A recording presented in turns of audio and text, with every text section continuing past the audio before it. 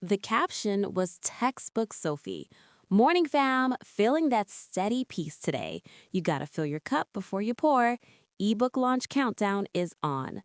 Sophie hit post and watched the likes climb. At 28, she was a top tier Christian lifestyle influencer. Her whole brand was built on being effortlessly put together. But as she scrolled through her feed, her phone started vibrating. It was Jenna, her agent. Jenna and text, "Call me now. Emergency. I'm serious. This is bad." Sophie's heart raced. She checked the comments on her latest post, and her stomach dropped. They weren't prayer hands anymore, they were screenshots.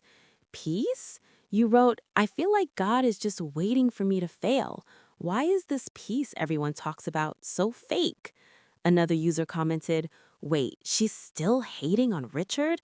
That journal entry about wanting him to lose his house is actually wild." Sophie realized what had happened. She'd linked her private zero filter prayer journal to a new scheduling app and hadn't checked the permissions. Years of raw thoughts, the stuff that proved she was barely holding it together, were now public to 500,000 strangers. The lie was out. Sophie killed the Wi-Fi and shoved her phone under a cushion. She couldn't breathe. It wasn't just that people knew she had doubts, it was that they knew how hard she had to fight just to be okay.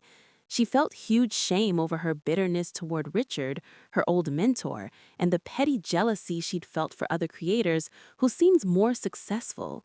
She grabbed her old laptop and saw a message from Marcus, a commenter she'd always muted for being too intense. Marcus, an email. "Sophie, I read the leak. That sucks. I'm sorry. But honestly, it was a relief. That entry, 'Why do I even pray?' is the realest prayer I've seen this year. Don't delete everything and pretend it didn't happen." Before she could process that, Jenna's voice came through the phone line. "Listen, Sophie, we're blaming this on a technical hack. We pivot. We're the victims. We save the book and the sponsorships. It's the only move." Sophie hung up and sat in the dark. She looked at her ring light, then at her open Bible, and suddenly she just lost it. She slid off her chair and collapsed onto the floor. "God," she whispered, her voice cracking, "I can't do it anymore. I'm a total fraud. I've been using you to get clicks, but I'm so empty. I look at people who seem to have their life together, and I just hate that it's not me." She sobbed into the carpet. "I'm terrified that everything is falling apart, but mostly, I'm scared that I've spent so much time polishing the outside that I've let my real heart go cold. I know you're there, but I've been acting like you're just a brand I manage. I don't just want to look like I follow you anymore. I want it to be real again. Just help me tell the truth." In the quiet room, the silence finally felt like permission to stop acting. Sophie grabbed her phone and sent a final text to Jenna. "Nope, I'm done with that script." She went into her studio, skipped the makeup, and turned on the camera. She used the regular ceiling light, which cast shadows across her face. She clicked Go Live.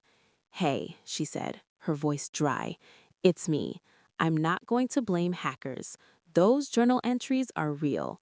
I wrote them. I was using God to build a pedestal for myself. I preached about grace, but I never thought it applied to my own messed up thoughts. I'm not that perfect person. I'm someone who's struggling. The book is canceled. I need to deal with the actual mess." After she ended the stream, she dialed Richard's number. When he picked up, she didn't wait. "Richard, it's Sophie. I'm calling because I realized I was wrong. I've spent 3 years wishing for your failure. I let bitterness run my life. I'm sorry." He didn't apologize back, but his voice softened. "I didn't expect this call. I appreciate the honesty." Sophie hung up and felt the weight finally shift. She replied to Marcus's email, and he sent a map link to a coffee shop 5 blocks away. She grabbed her keys and left her phone charging on the counter. As she stepped outside, the cold air hit her. "Crap, should have grabbed the jacket," she muttered. The street was loud and the traffic was sharp, but she wasn't hiding from it. She started walking toward the coffee shop, a genuine smile touching her lips.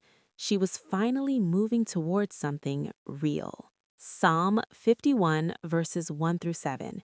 Have mercy on me, God, according to your loving kindness. According to the multitude of your tender mercies, blot out my transgressions. Wash me thoroughly from my iniquity, cleanse me from my sin. For I know my transgressions, my sin is constantly before me. Against you and you only have I sinned, and done that which is evil in thy sight, that you may be justified when you speak, and may be clear when you judge. Behold, I was brought forth in iniquity, my mother conceived me in sin. Behold, you desire truth in the inward parts. You will make me to know wisdom in the hidden part. Purify me with hyssop, and I shall be clean. Wash me, and I shall be whiter than snow.